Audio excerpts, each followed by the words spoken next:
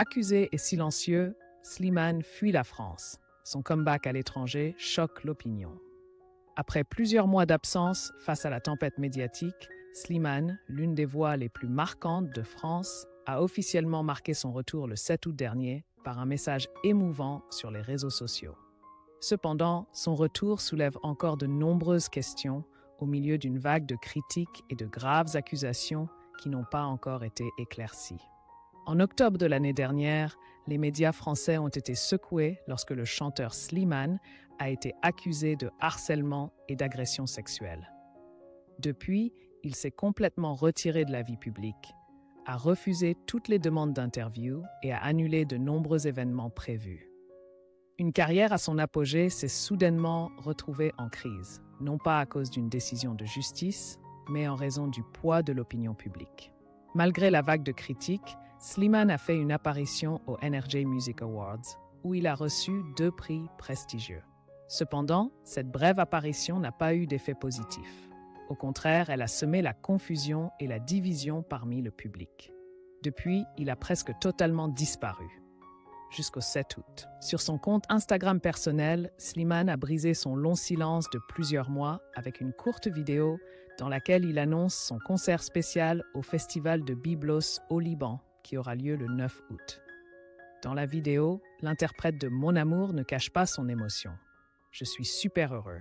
J'ai très hâte de vous retrouver là-bas, de vous rencontrer et de partager cette soirée ensemble. » Bien que bref, le message de Slimane est rempli d'impatience et du désir de renouer avec son public, ce qui lui a tant manqué pendant près d'1 an.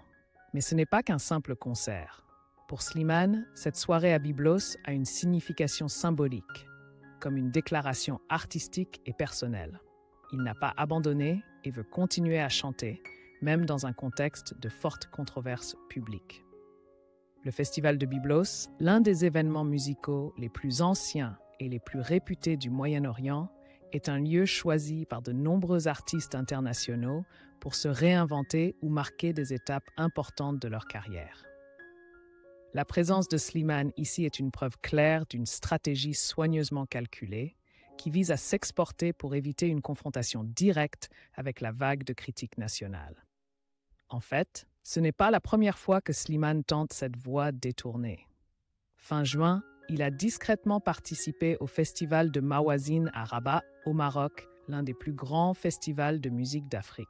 Là-bas, il a surpris le public en interprétant pour la première fois une nouvelle chanson intitulée « À quoi je sers », un titre aux multiples facettes, comme une auto-interrogation implicite à un moment où sa réputation est ébranlée. Bien qu'il n'y ait pas eu de campagne de communication majeure, le concert au Maroc a lancé sa série d'activités à l'étranger, comme un test de l'opinion publique dans un environnement moins sous pression. Il est clair que Slimane essaie de faire son retour sur scène avec une stratégie de diplomatie artistique. Au lieu d'affronter, il cherche à regagner progressivement l'affection du public international, où les controverses à son sujet ne se sont pas encore propagées, avant d'envisager d'affronter le public français. Le choix du Liban, une terre de rencontre entre l'art et l'émotion, où il est toujours considéré comme un artiste sincère, à l'écart du passé tumultueux, montre la première étape de son parcours de reconstruction d'image. Le choix des scènes internationales du Maroc au Liban n'est pas un hasard, mais fait partie d'un plan visant à reconstruire sa réputation de l'extérieur vers l'intérieur, à partir de marchés moins influencés par les médias français, en ciblant un public plus neutre et moins préjugé. C'est ainsi que Slimane cherche un espace artistique pour continuer à chanter, à être présent sans être assailli par les critiques. Cependant, c'est aussi un pari risqué. En cas de succès, Slimane pourrait maintenir sa carrière et retrouver progressivement sa position perdue. Mais en cas d'échec, si le public y voit un simple effort d'évasion plutôt qu'une confrontation, son image pourrait être encore plus gravement endommagée. Surtout en France, où le public valorise de plus en plus la transparence, l'honnêteté et l'éthique publique des artistes, le long silence de Slimane est susceptible de devenir une fissure, qui ne peut être guérie, plutôt qu'une stratégie de silence intelligente. Jusqu'à présent, le chanteur reste totalement silencieux sur le fond des accusations de harcèlement et d'agression sexuelle. Pas de démenti, pas de déclaration de réfutation et aucun signe que Slimane soit prêt à dialoguer avec les médias ou le public sur l'affaire. Toutes les déclarations publiques ne tournent qu'autour de l'art, de la scène et des émotions musicales. Comme s'il essayait de dresser un mur entre l'artiste et la personne accusée. Cette stratégie pourrait aider Slimane à maintenir une trêve temporaire, mais en même temps, elle soulève une question sérieuse sur la responsabilité publique d'une personnalité célèbre.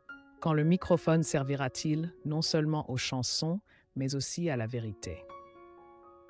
C'est le plus grand défi de Slimane en ce moment. Il ne s'agit pas seulement de revenir sur scène, mais aussi de regagner la confiance du public. Cependant, l'opinion publique reste divisée. S'agit-il d'un retour mérité ou d'une tentative d'occulter la vérité?